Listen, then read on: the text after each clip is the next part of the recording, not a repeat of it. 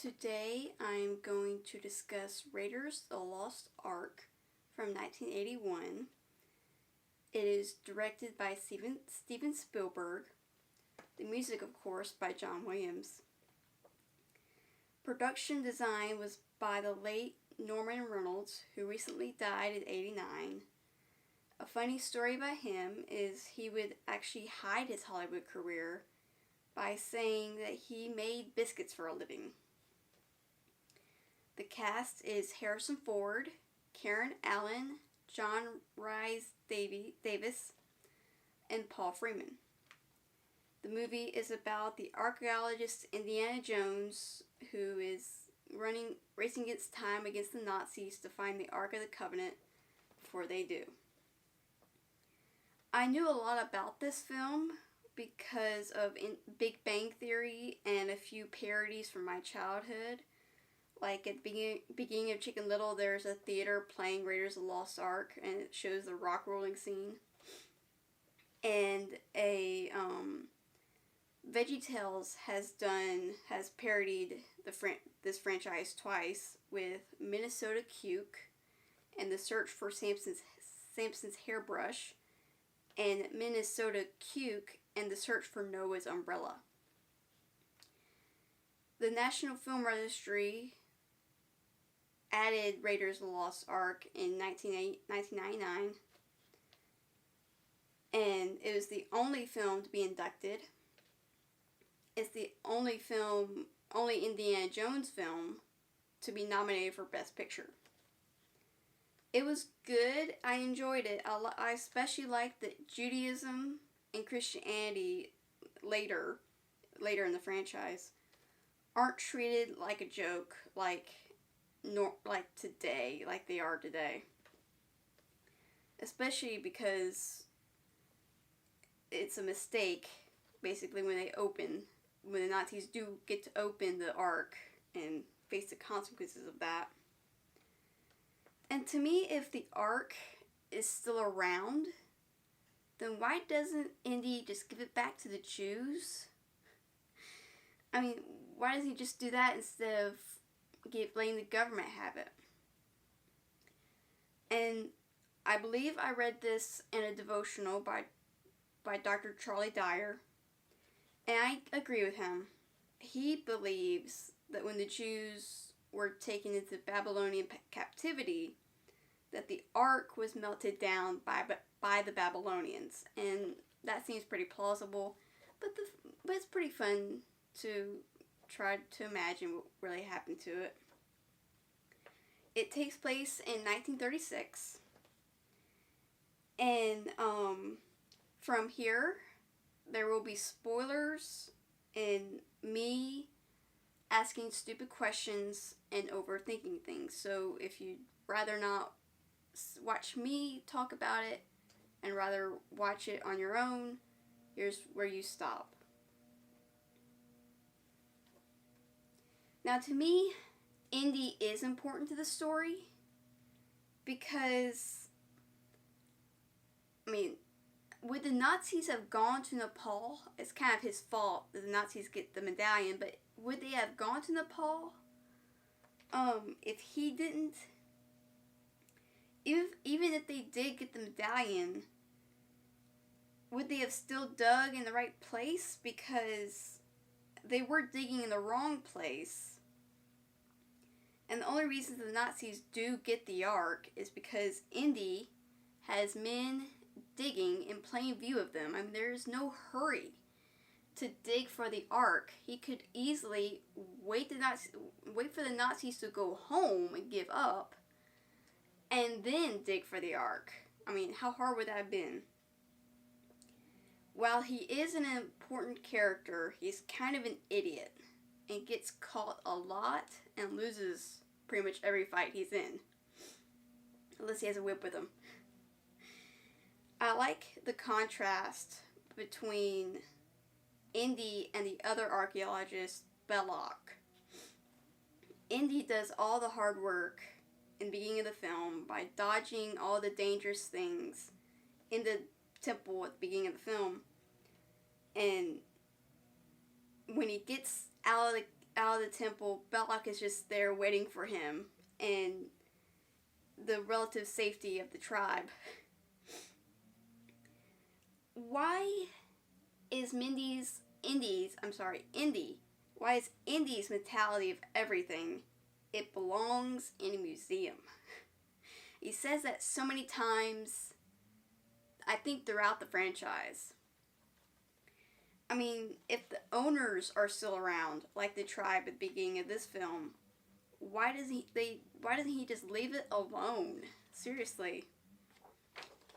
And I like that Marion isn't a complete damsel. I mean, she does get caught a lot and does need saving a lot, but she's not. She tries to get away. She's fighting to get away, and she's not like waiting for somebody to come rescue her. I wanted to see more of the characters of Marcus, Salah, his kids, and the German Major Todt. I think that's how you say his name. I wanted to see more of Indy's snake problem as well. It just seems like not a whole lot. And to me, it's interesting when Brody goes to Indy's house to discuss the Ark. There was going to be a young woman in his bedroom, but her character was cut because Steven Spielberg didn't want Indy to have a Playboy image. Now, I always had that impression of him. I don't know why, but I always had that impression. So, I mean, I don't know where that came from.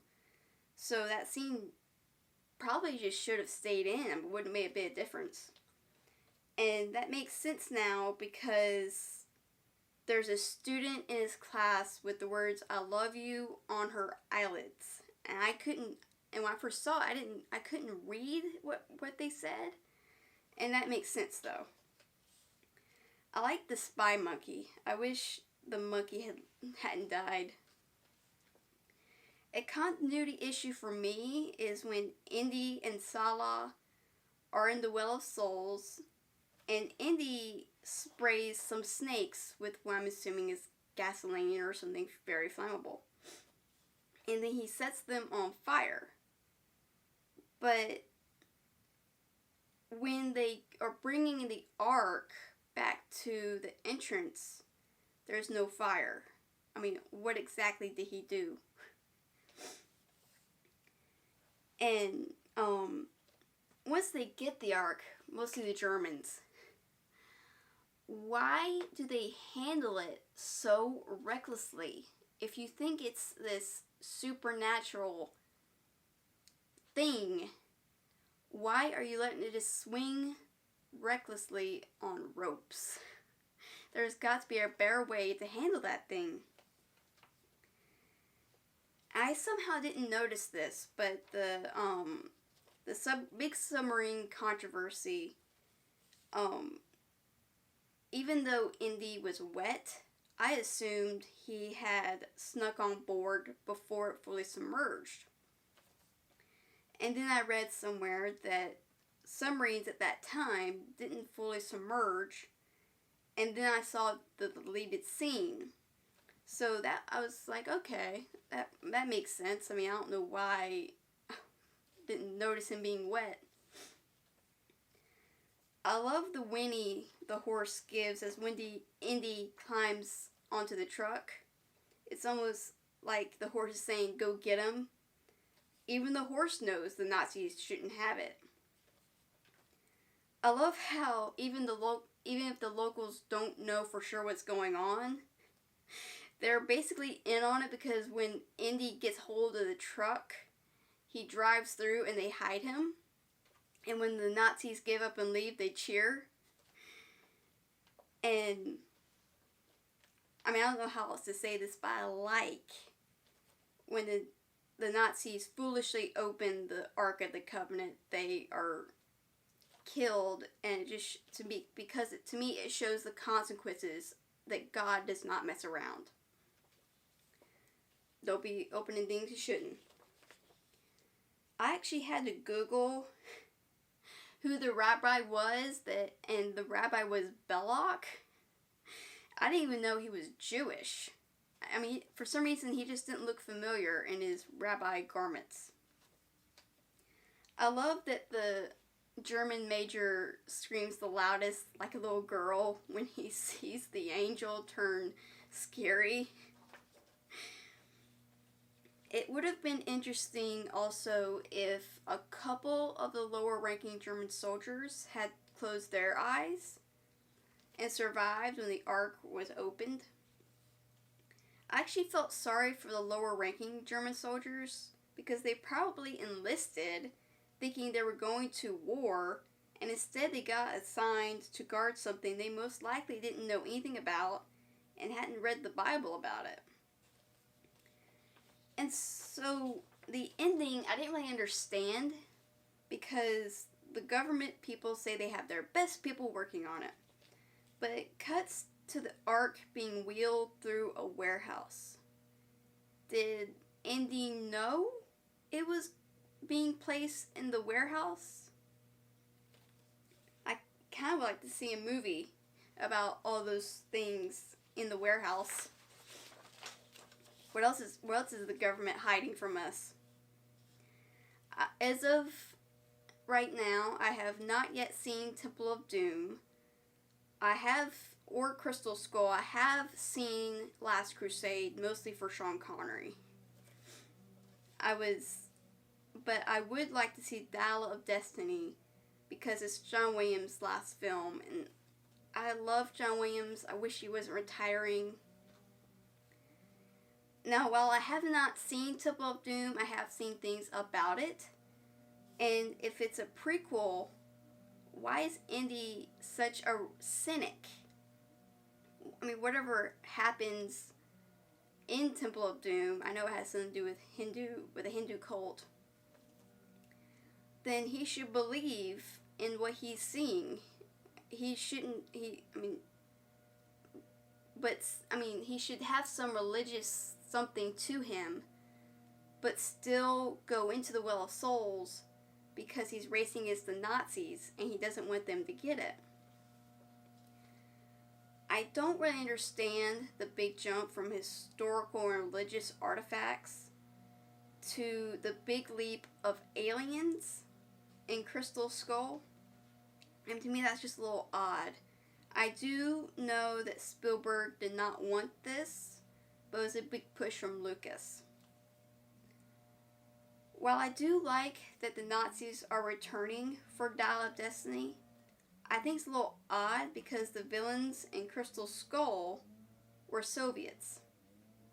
And Dial of Destiny takes place in 1969, so whoever we're fighting or whatever is going on in that year, shouldn't those be the villains?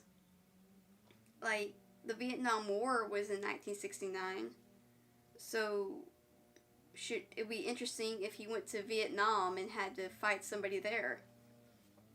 I mean, it just seems like that'd be better than and historically accurate than Nazis. I mean, I know that Big Nazi by Mads Mikkelsen is a scientist of some sort, but still.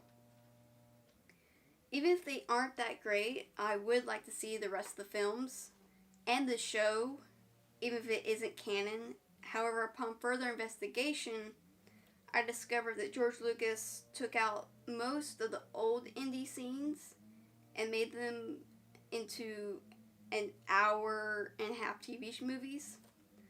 I wish I could find the original show somewhere. I'll probably watch the edited version sometime, though, but I'm looking more forward to Dial of Destiny. So that's it. Subscribe and comment down below. And remember, it's not the years, it's the mileage.